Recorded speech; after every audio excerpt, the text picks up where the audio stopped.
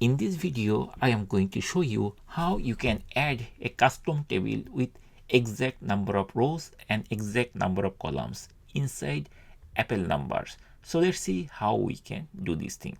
To add a table inside Apple numbers, we just need to click the table icon of the toolbar. I'm going to click here and it will bring this type of interface. Here we will see different styles are there.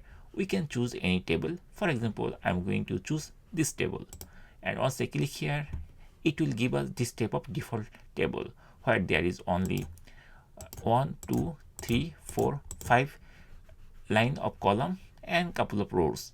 But our goal is to create a custom table. For example, I want to create a table which have like 30 rows and 10 columns. So how can we do this thing? It's very simple.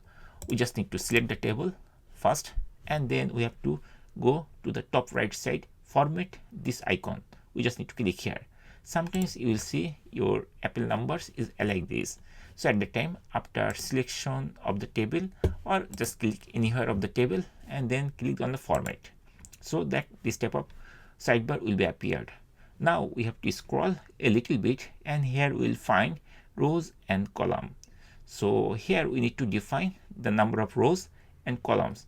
Right now it is showing 10 number of rows. That's why there are 10 rows are there, and 5 column means there is 5 columns are here. So our goal was to create a 30 rows of table, and it should have like 10 columns. So to do this thing, at first we need to change from 10 to 30. Then after typing 30, we have to press enter, return key of our keyboard, and here you will see total 30 rows added over here. See, this is row number 30. And now the column part.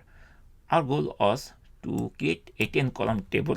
So I'm going to type 10, and then we have to hit the return key of our keyboard, and here you will see that 10 columns added.